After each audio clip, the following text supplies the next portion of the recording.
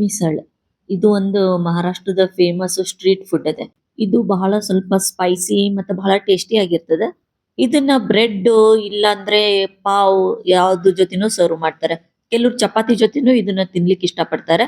ಇದ್ರದ್ದು detail recipe ನಾನು ಇವತ್ತು ನಿಮ್ ಜೊತೆ ಶೇರ್ ಮಾಡ್ಲಿಕತ್ತೀನಿ. ಹರೇ ಶ್ರೀನಿವಾಸ, ರೇಖಾಸ್ ವೆಜ್ ಫ್ಯೂಷನ್ಗೆ ಸ್ವಾಗತ. ಈ ಮಿಸಳ್ ಮಾಡ್ಲಿಕ್ಕೆ ಒಂದು ಬೇರೆ ಸ್ಪೆಷಲ್ ಮಸಾಲೆ ರೆಡಿ ಮಾಡ್ಕೊಳ್ಳೋಣ. ಸ್ವಲ್ಪ ಒಣ ಕೊಬ್ಬರಿನ ತೆಳ್ಳಗೆ ಹೆಚ್ಚಿ ಸ್ವಲ್ಪ ಎಣ್ಣೆ ಹಾಕೊಂಡು ಚಂದ ಸ್ವಲ್ಪ ಕೆಂಪಾಗುವರೆಗೂ ಹುರ್ಕೋಬೇಕು. ಆಮೇಲೆ 2 ಟೀ ಸ್ಪೂನ್ ನಾನು ಹವೀಜ್ ಧನಿಯಾ ಹಾಕಿನಿ. ಆಮೇಲೆ 1 ಟೀ ಸ್ಪೂನ್ ಜೀರಿಗೆ. ಇವೆಲ್ಲ ಸ್ವಲ್ಪ ದೊಡ್ಡ ದೊಡ್ಡ ಚಮಚದಿಂದ ತಗೊಲಿಕತ್ತೀನಿ. 1 ಟೀ ಸ್ಪೂನ್ ನಾನು ಇದ್ರೊಳಗ ಈ ಎಳ್ಳು ಹಾಕಿನಿ. ಅರ್ಧ ಟೀ ಸ್ಪೂನ್ ಬಡೆ ಸೊಂಪು ಅಂತಾರಲ್ಲ ಅದು ಹಾಕಿನಿ. 1 ಚಮಚ ನಾನು ಇದ್ರೊಳಗ ಕಸ್ಕಸ ಹಾಕಿನಿ. 1 8-10 ಮೆಣಸಿನಕಾಳು, ಸಣ್ಣ ಸಣ್ಣದು 2 ತುಂಡು ಈ ದಾಲ್ಚಿನ್ನಿ ಚಕ್ಕೆ ಹಾಕೋನು.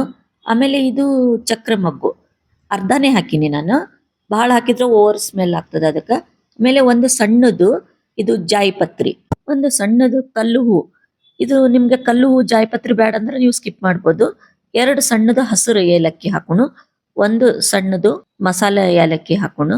ಆಮೇಲೆ ಇದು ಒಣ ಶುಂಠಿ, ಅದನ್ನ ಸಣ್ಣ ಸಣ್ಣದು 2 ಪೀಸ್ ಹಾಕಿನಿ. ಇದು ಲವಂಗ 5 ಲವಂಗ ಹಾಕಿನಿ. ಎಲ್ಲವನ್ನ ಹುರ್ಕೋಬೇಕು, ಕಲರ್ ಚೇಂಜ್ ಆಗ್ಬಾರ್ದು. ಆಮೇಲೆ ಸ್ವಲ್ಪ ಒಣ ಮೆಣಸಿನಕಾಯಿ ಹಾಕೊಂಡು ಇವಾಗ ಸ್ವಲ್ಪ ಕ್ರಿಸ್ಪಿ ಆಗ್ಬೇಕು, ಅಲ್ಲಿವರೆಗೂ ಹುರಿದ್ರೆ ಸಾಕು. ಈಗ ಬಹಳ ಕಪ್ಪಗ ಹುರಿಬಾರ್ದು, ಅದರಿಂದ ಕಲರ್ ಚಲೋ ಬರೋದಿಲ್ಲ. ಪೂರ್ತಿ ತಣ್ಣಗಾದ್ಮೇಲೆ ಸ್ವಲ್ಪ ಉಪ್ಪು ಹಾಕಿ ಇದನ್ನ ಚಂದ ಪೌಡರ್ ಮಾಡ್ಕೊಳ್ಳೋಣ. ಒಂದ್ಸರ್ತಿ ಮಾಡಿ ನೀವು 3 ತಿಂಗಳಿಗೆ ಸ್ಟೋರ್ ಮಾಡಿಡ್ಬೋದು. ನೀವು ಮಾಡೋ ಈ ಮಟ್ಕೆ ಕಾಳಿನ ಉಸುಳಿಗಳು ಮತ್ತೆ ಎಲ್ಲ ಪಲ್ಯಗಳಿಗೂ ಇದನ್ನ ನೀವು ಹಾಕ್ಬಹುದು. ಒಂದ್ ಸರ್ತಿ ಇದನ್ನ ನೀವು ಮಾಡಿ ನೋಡ್ರಿ. ಇಷ್ಟ ಆದ್ರೆ ಚಾನಲ್ ಅನ್ನ ಸಬ್ಸ್ಕ್ರೈಬ್ ಮಾಡ್ರಿ, ಬೆಲ್ ಐಕಾನ್ ಪ್ರೆಸ್ ಮಾಡ್ರಿ. ಇದರಿಂದ ನಾನು ಹಾಕೋ ಹೊಸ ರೆಸಿಪಿಗಳ ನೋಟಿಫಿಕೇಶನ್ ನಿಮಗೆ ಬರ್ತದ. ಇವಾಗ ಒಂದು ಕುಕ್ಕರ್ ತಗೊಂಡು ಸ್ವಲ್ಪ ಎಣ್ಣೆ ಹಾಕಿನಿ. ಎಣ್ಣೆ ಕಾಯ್ದ್ಮೇಲೆ ಸಾಸಿವೆ, ಜೀರಿಗೆ, ಸ್ವಲ್ಪ ಕರಿಬೇವು ಹಾಕೋಣ. ಆಮೇಲೆ ಸ್ವಲ್ಪ ಅರಿಶಿನದ ಪುಡಿ, ಸ್ವಲ್ಪನೇ ಹಿಂಗು ಹಾಕಿ 1 ನಿಮಿಷ ಇದನ್ನ ಸ್ವಲ್ಪ ಹುರ್ಕೋಬೇಕು. ಈ ಮಿಸಳಿಗೆ ಎಲ್ಲರಿಗಿಂತ ಮುಖ್ಯವಾಗಿದ್ದು ಈ ಮೊಳಕೆ ಬಂದಿರೋ ಕಾಳುಗಳು. ನಾನು ಇದನ್ನ ಮನೆಯೊಳಗೆ ಮೊಳಕೆಯನ್ನ ತರಿಸಿನಿ. ನೋಡ್ಬೋದು ನೀವು ಎಷ್ಟು ಉದ್ದುದ್ದಕ್ಕೆ ಬಂದಿದೆ. ಮುಂದಿನ ದಿನಗಳೊಳಗೆ ನಾನು ನಿಮಗೆ ಬಹಳ ಉದ್ದಕ್ಕೆ ಮೊಳಕೆ ಬರ್ಬೇಕಾದ್ರೆ ಏನ್ ಮಾಡ್ಬೇಕು ಅನ್ನೋ ಕೆಲವು ಟಿಪ್ಸ್ ಅನ್ನ ನಿಮ್ ಜೊತೆ ಶೇರ್ ಮಾಡ್ಕೋತೀನಿ. ಇವಾಗ ಇದು 1/4 kg ಅಷ್ಟು ಮೊಳಕೆ ಕಾಳು ಮನೆಯೊಳಗೆ ಇದು ಚಂದ ಮೊಳಕೆ ಬರ್ಸಿದ್ದದ. ಇದಕ್ಕೆ ಸ್ವಲ್ಪ ಉಪ್ಪು ಹಾಕಿ 1-2 ನಿಮಿಷ ಹಂಗೆ ಬೇಯಿಸ್ಕೊಳ್ಳೋಣ. ಆಮೇಲೆ ಎಷ್ಟು ಬೇಕೋ ಅಷ್ಟು ನೀರು, ಅಂದ್ರೆ ಸ್ವಲ್ಪ ನೀರು ಹೆಚ್ಚಿಗಾದ್ರೂ ಪರವಾಗಿಲ್ಲ, ಸ್ವಲ್ಪ ಜಾಸ್ತಿನೇ ನೀರ್ ಹಾಕಿ ಇದನ್ನ ಕುಕ್ಕರ್ ಒಳಗ ನಾವು 3 ವಿಸಲ್ ಆಗ್ಬೇಕು ನೋಡ್ರಿ, ಅಲ್ಲಿವರೆಗೂ ನಾವು ಇದನ್ನ ಬೇಯಿಸ್ಕೊಳ್ಳೋಣ. ಈ ರೆಸಿಪಿ ಒಂದ್ಸರ್ತಿ ಮಾಡಿ ನೋಡ್ರಿ. ಬಹಳ ಇಷ್ಟ ಆದ್ರೆ ಲೈಕ್ ಮಾಡ್ರಿ ಮತ್ತೆ ಶೇರ್ ಮಾಡ್ರಿ. ಹೇಗ್ ಅನ್ನಿಸ್ತು ಅನ್ನೋದನ್ನ ಪ್ಲೀಸ್ ಕಾಮೆಂಟ್ಸ್ ಮಾಡಿ ಹೇಳ್ರಿ. ಇವಾಗ ಕುಕ್ಕರ್ ಪ್ರೆಷರ್ ಇಳ್ದದ, ನೀವು ನೋಡ್ಬೋದು ಎಷ್ಟು ಚಂದ ಇದು ಬೇಯ್ದು ಬಂದದ. ಇದೇ ರೀತಿ ನಾವು ಬೇಯಿಸ್ಕೋಬೇಕು. ಇವಾಗ ಇದಕ್ಕ ರಸ ಅಂದ್ರೆ ಕಟ್ಟನು ಬಹಳ ಬಂದದ. ಕಟ್ಟು ನಮಗ ಇದು ಬಹಳ ಉಪಯೋಗ ಆಗ್ತದೆ. ಅದಕ್ಕೆ ಕಟ್ಟನ್ನ ಒಂದು ಬೌಲ್ ಒಳಗೆ ತೆಗೆದು ಇಟ್ಕೊಳ್ರಿ. ಈಗ ನಾವು ಇದಕ್ಕೊಂದು ಗ್ರೇವಿ ಮಾಡ್ಕೋಬೇಕು, ಒಂದು ಸ್ಪೆಷಲ್ ಗ್ರೇವಿ. ಸ್ವಲ್ಪ ಈ ರೆಸಿಪಿ ಲೆಂದಿ ಅದ, ಯಾಕಂದ್ರೆ ಈ ರೆಸಿಪಿ ಈ ಡಿಶ್ ಮಾಡ್ಲಿಕ್ಕೆ ಅಷ್ಟು ಟೈಮ್ ತಗೋತದ. ಸ್ವಲ್ಪ ಒಣ ಕೊಬ್ಬರಿನ ನಾನು ಎಣ್ಣೆ ಒಳಗ ಕರೆದು ಸೈಡಿಗೆ ಇಟ್ಕೊಂಡಿನಿ. ಅದೇ ಎಣ್ಣೆ ಒಳಗ 8-10 ಬೆಳ್ಳುಳ್ಳಿ, ಎಷ್ಟು ಬೇಕೋ ಅಷ್ಟು. ಬೆಳ್ಳುಳ್ಳಿ ಬೇಡ ಅನ್ನೋರು ನೀವು ಸ್ಕಿಪ್ ಮಾಡ್ಬೋದು. ಆಮೇಲೆ ಇದು ಉಳ್ಳಾಗಡ್ಡಿ 3 ಸ್ವಲ್ಪ ಮೀಡಿಯಂ ಸೈಜಿಂದು ಉಳ್ಳಾಗಡ್ಡಿನ ಸ್ಲೈಸ್ ಮಾಡೀನಿ ನಾನು.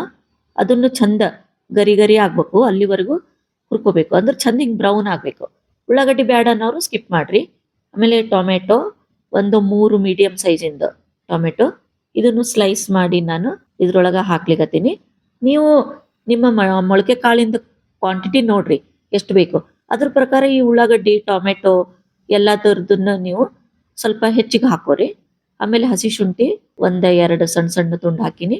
ಆಮೇಲೆ ಸ್ವಲ್ಪ ಉಪ್ಪು ಹಾಕಿ ನಾನು ಬೇಯಿಸ್ಲಿಕತ್ತೀನಿ. ಅಂದ್ರೆ ಬಹಳ ಲಘುನೆ ಸಾಫ್ಟ್ ಆಗ್ತದ.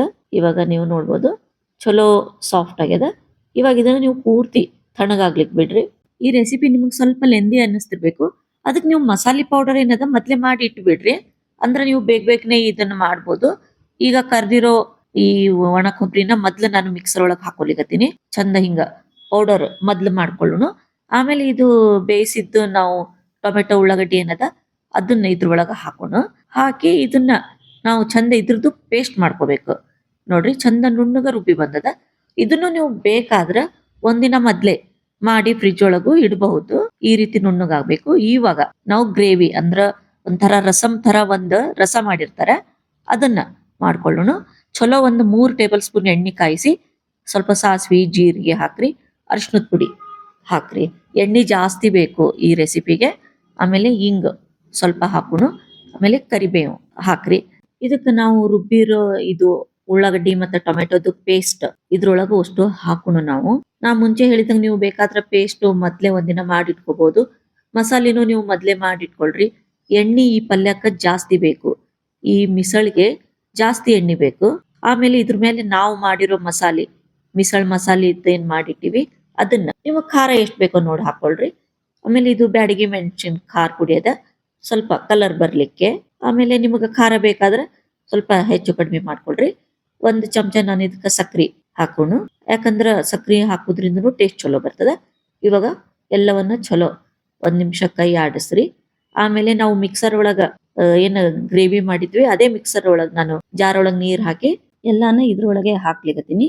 ಆಮೇಲೆ ಇದು ಏನ್ ನಾವು ಈ ರಸ ಮಾಡ್ತೀವಿ ಮಿಸಳ್ ಇದನ್ನ ಸರ್ವ್ ಮಾಡೋದು ಒಂದು ಮೆಥಡ್ ಅದ. ಆ ಮೆಥಡ್ ಒಳಗೆ ಇದನ್ನ ಸರ್ವ್ ಮಾಡ್ಬೇಕು. ಅದಕ್ಕೆ ಪೂರ್ತಿ ವಿಡಿಯೋ ಸ್ಕಿಪ್ ಮಾಡ್ಲಾರ್ದೆ ನೋಡ್ರಿ. ಯಾಕಂದ್ರೆ ನಾನು ಯಾವ ರೀತಿ ಸರ್ವ್ ಮಾಡ್ಬೇಕು ಅದನ್ನು ಹೇಳಿನಿ. ಇವಾಗ ಈ ಗ್ರೇವಿ ಒಳಗ ಮ್ಯಾಲೆ ಎಣ್ಣೆ ತೇಲುದು ಕಾಣಿಸ್ತಿರ್ಬೇಕು ನಿಮ್ಗೆ. ಯಾಕಂದ್ರೆ ಕೊಬ್ಬರಿ ಮತ್ತ ನಾವು ಹಾಕಿರೋ ಎಣ್ಣೆ ಎಲ್ಲಾನು ಬಾಯ್ಲ್ ಆದ್ಮೇಲೆ ಮ್ಯಾಲೆ ತೇಲಿಕ್ ಸ್ಟಾರ್ಟ್ ಆಗ್ತದ. ಇವಾಗ ಸ್ವಲ್ಪ ನೀರು ಸ್ವಲ್ಪ ಕಟ್ ನಾವೇನ್ ಸೈಡಿಗೆ ತೆಗ್ದಿದೀವಿ ಅದನ್ನ ಹಾಕೋಣ. ಇದು ಪೂರ್ತಿ ರಸಂ ತರ ಬಹಳ ತೆಳುವಾಗಿರ್ತದೆ. ಇದಕ್ಕೆ ಎಷ್ಟು ಬೇಕೋ ಅಷ್ಟು ರುಚಿಗೆ ಉಪ್ಪು ಹಾಕಿ 1-2 ನಿಮಿಷ ಕುದಿಸೋಣ. ಈಗ ನಾವೇನ್ ಬೇಯಿಸಿಟ್ಟಿದ್ದು ಮೊಳಕೆ ಕಾಳು ಅವ ಆ ಮೊಳಕೆ ಕಾಳು ಇನ್ನು ಸ್ವಲ್ಪ ಅದ್ರೊಳಗೆ ಕಟ್ಟದ ಅದನ್ನು ಎಲ್ಲ ರಸ ಇದ್ರೊಳಗೆ ಹಾಕಿ ಈ ಮೊಳಕೆ ಕಾಳನ್ನ ಎಲ್ಲವನ್ನ ಅದಕ್ಕೆ ಹಾಕೋಣ.